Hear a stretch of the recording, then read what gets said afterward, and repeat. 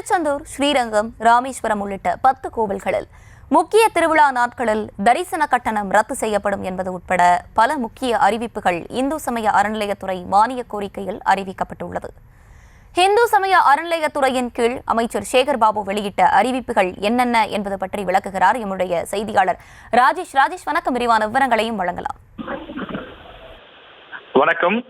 தற்போது இந்து சமய அறநிலையத்துறை அமைச்சர் சேகர் பாபு 210 அறிவிப்புகளை வெளியிட்டிருக்கிறார். இந்த சட்டப்பேரவையில் பல்வேறு துறைகள் சார்பில் புதிய அறிவிப்புகள் வெளியிடப்பட்டாலும் மிக மிக அதிக எண்ணிக்கையாக அறநிலையத்துறை சார்பிலே இந்த அறிவிப்புகள் வெளியிடப்பட்டிருக்கின்றது. அத்தனை அறிவிப்புகளும் மிக மிக ஒரு சிறப்பு வாய்ந்த அறிவிப்புகளாக இருப்பதாக பக்தர்கள் பலரும் தற்போதே சமூக வலைதளங்களில் தெரிவித்து வருகின்றார்கள். குறிப்பாக சில திட்டங்களை நாம் சொல்கின்றோம். திருமணம், திருக்கோயில்கள் சார்பாக 4 கிராம் தங்கம், இந்த தாலிக்கு தங்கம் உட்பட சீர்வரிசைகள் வழங்கி கடந்த 3 ஆண்டுகளில் 1800 இணையர்களுக்கு திருமணம் நடத்தி வைக்கப்பட்டதெனவும், இந்த ஆண்டு 1000 இணையர்களுக்கு திருக்கோயில்கள் சார்பில் 4 கிராம் தங்க தாலி உட்பட 70,000 மதிப்பில் சீர்வரிசைகள் வழங்கி திருமணம் நடத்தி வைக்கப்படும் என்று தெரிவிக்கப்பட்டிருக்கிறது. அது மட்டும் இல்லாமல் ஆன்மீக பயணத்திற்கு அரசு வழங்கக்கூடிய மானிய தொகையை உயர்த்தி அறிவிப்பு வெளியிடப்பட்டிருக்கிறது. 20 லட்சம் மரக்கன்றுகள் நடக்கூடிய திட்டமும் அறிமுகப்படுத்தப்பட்டிருக்கின்றது. இது போன்று 210 அறிவிப்புகளை அவர் வெளியிட்டிருக்கிறார். நாள் முழுவதும் அன்னதான திட்டம், இந்த திட்டத்தை பொறுத்தவரை பல்வேறு கோயில்களில் இது விரிவுபடுத்தப்படும் என்றும் தெரிவிக்கப்பட்டிருக்கின்றது. அது மட்டும் இல்லாமல் காய்ச்சிய பால் வழங்கக்கூடிய திட்டம், புத்தாடை வழங்கக்கூடிய திட்டம், பூஜை உபகரணங்கள் வழங்கக்கூடிய திட்டம், இருசக்கர வாகனங்கள் வாங்க அரசு மானியம் உள்ளிட்ட திட்டங்களையும் அமைச்சர் சேகர் பாபு சட்டப்பேரவையிலே அறிவித்திருக்கிறார். தமிழ்நாட்டில் இருக்கக்கூடிய முக்கியமான திருக்கோயில்கள் 10 திருக்கோயில்களில் முக்கிய நாட்களில் கட்டணம் அந்த ரத்து செய்யப்பட்டிருக்கக்கூடிய நிலையில் மேலும் 10 திருக்கோயில்களில் கட்டணம் ரத்து செய்யப்பட்டிருக்கிறது. குறிப்பாக மயிலாப்பூர், திருச்செந்தூர், பழனி, ஸ்ரீரங்கம், திருத்தணி, மதுரை, ராமேஸ்வரம், பன்னாரி, சங்கரன் கோயில், வடலூர் உள்ளிட்ட 10 கோயில்களில் இனி முக்கியமான திருவிழா நாட்களில் கட்டணம் கிடையாது, இலவச தரிசனம் என்று அறிவிப்பு வெளியிடப்பட்டிருக்கிறது. அதே போல குழந்தைகளுக்கு காய்ச்சிய பால் வழங்கப்படும் என்றும் அதற்கான 10 கோயில்கள், திருவள்ளூர் மாவட்டத்தில் பெரியபாளையத்து அம்மன் கோயில், அருள்மிகு பவானி அம்மன் திருக்கோயிலில் குழந்தைகளுக்கு காய்ச்சிய பால் வழங்கக்கூடிய திட்டத்தினை அமைச்சர் சேகர் பாபு அறிமுகம் செய்து வைத்திருக்கின்றார். இது புதிய திட்டமாக அறிவிப்பு செய்யப்பட்டிருக்கிறது.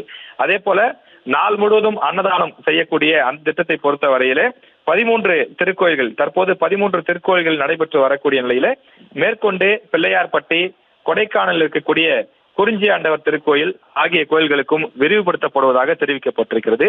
மேலும் ஆடி மாத கூழ், பெரியபாளையத்தம்மன் கோயில் உட்பட 10 வெவ்வேறு கோயில்களில் ஆடி மாத கூழ் ஊற்றக்கூடிய அந்த புதிய திட்டத்தையும் அமைச்சர் சேகர் பாபு அறிவிப்பாக வெளியிட்டிருக்கின்றார்.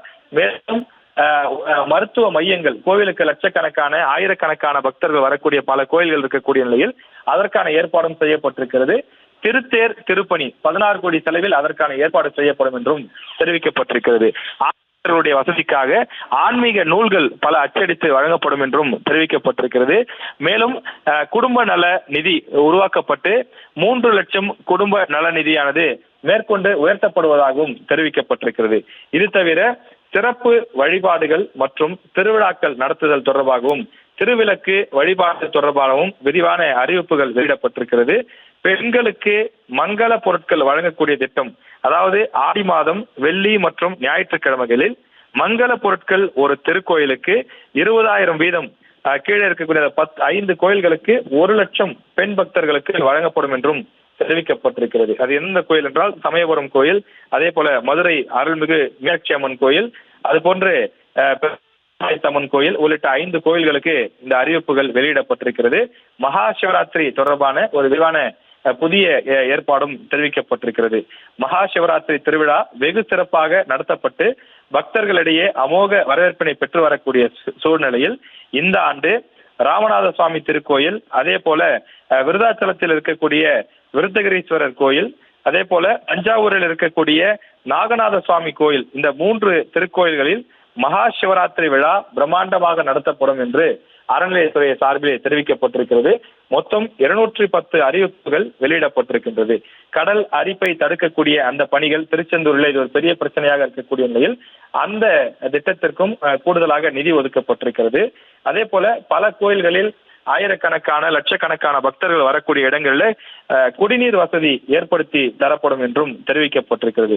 குறிப்பாக திருச்சிராப்பள்ளி மாவட்டத்தில் இருக்கக்கூடிய சமயபுரம் அருள்மிகு மாரியம்மன் திருக்கோயிலில் 10 லட்சம் லிட்டர் தண்ணீர் கொண்டு வரக்கூடிய பணிக்கு 16 கோடி ரூபாய் மதிப்பீட்டிலே இந்த பணிகள் மேற்கொள்ளப்படும் என்றும் தெரிவிக்கப்பட்டிருக்கிறது.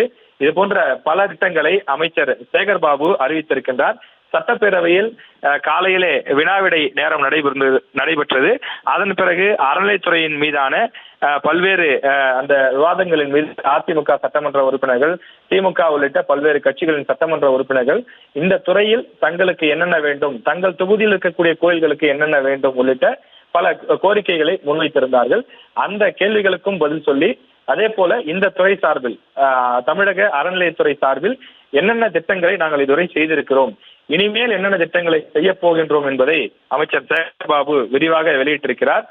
மற்ற துறைகளை காட்டிலும் இந்த துறையில் கூடுதலான புதிய அறிவிப்புகள் வெளியிடப்பட்டிருப்பதாக சட்டப்பேரவை அதிகாரிகள் தெரிவித்திருக்கிறார்கள். 210 அறிவிப்புகள், அதாவது 2013 எடுத்து பார்க்கும் போது 249 அறிவிப்புகள் வெளியிடப்பட்டிருந்தது. கடந்த ஆண்டும் அதிகமான அறிவிப்புகள் வெளியிடப்பட்டிருந்த நிலையில இந்த ஆண்டு என்னென்ன மாதிரியான திட்டங்கள், இந்த 2025-26 காலகட்டத்திலே நிதியாண்டிலே என்னென்ன விஷயங்களை மேற்கொள்ள போகிறோம் என்பதை ஒரு பெரிய புத்தகமாகவே அச்சடித்து அனைத்து சட்டமன்ற உறுப்பினர்களுக்கும் பத்திரிகையாளர்களுக்கும் இந்த அறிவிப்புகள் மொத்தமாக வெளியிடப்பட்டிருக்கின்றது. அதே போல கோவில்களை பொறுத்தவரையிலே மண்டபங்கள் திண்டுக்கல் மாவட்டம், திருவள்ளூர் மாவட்டம் ஊத்துக்கோட்டை, அதே போல கோவை மாவட்டம் மேட்டுப்பாளையம், சிவகங்கை மாவட்டம் இளையான்குடி, ஈரோடு மாவட்டம் பெருந்துறை வட்டத்தில் இருக்கக்கூடிய செல்லாண்டி அம்மன் கோயில் உள்ளிட்ட பல கோயில்கள், குறிப்பாக சென்னையில் இருக்கக்கூடிய வடபழனி முருகன் கோயில், இது போன்ற 10 திருக்கோயில்களிலே மண்டபங்கள் கட்டப்படும் என்று தெரிவிக்கப்பட்டிருக்கிறது. மேலும் பக்தர்கள் நீண்ட தொலைவிலிருந்து பாத யாத்திரையாக வரக்கூடிய பல கோயில்கள் தேர்வு செய்யப்பட்டு பக்தர்கள் இளைப்பாறும் மண்டபம் அது கட்டி கொடுப்பதற்கும் ஏற்பாடுகள் செய்யப்பட்டிருக்கிறது.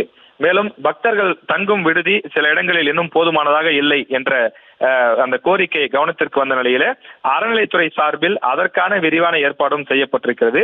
குறிப்பாக திண்டுக்கல் மாவட்டம் பழனி தண்டாயுதபாணி சுவாமி திருக்கோயிலுக்கு சொந்தமான அந்த இடத்திலே ரூபாய் 44 கோடி ரூபாய் மதிப்பீட்டிலே புதிதாக பக்தர்கள் தங்கும் விடுதி கட்டப்படும் என்று அமைச்சர் சேகர் பாபு அறிவித்திருக்கிறார். மேலும் தேனி மாவட்டம் கம்பம் அந்த இடத்தில் இருக்கக்கூடிய காசி விஸ்வநாத சுவாமி திருக்கோயில், அதில் 1.5 கோடி ரூபாய் மதிப்பீட்டிலே பக்தர்கள் தங்கக்கூடிய விடுதி கட்டப்படும் என்றும், ராமநாதபுரம் மாவட்டம் நயினார் கோயில் நாகநாத சுவாமி திருக்கோயிலே 1 கோடி மதிப்பீட்டில் பக்தர்கள் தங்கும் விடுதி கட்டப்படும் என்றும் தெரிவிக்கப்பட்டிருக்கிறது. மேலும் சில கோயில்களுக்கு புதிய அன்னதான கூடம் கட்டக்கூடிய பணிகள் நடைபெறுவதாகவும் பழனி, நாமக்கல், ஈரோடு உள்ளிட்ட பல கோயில்கள் பட்டியலிடப்பட்டிருக்கிறது. மொத்தமாக 210 அறிவிப்புகளை அமைச்சர் சேகர் பாபு வெளியிட்டுள்ளார். விவரங்களை வழங்கியமைக்கு நன்றி ராஜேஷ்.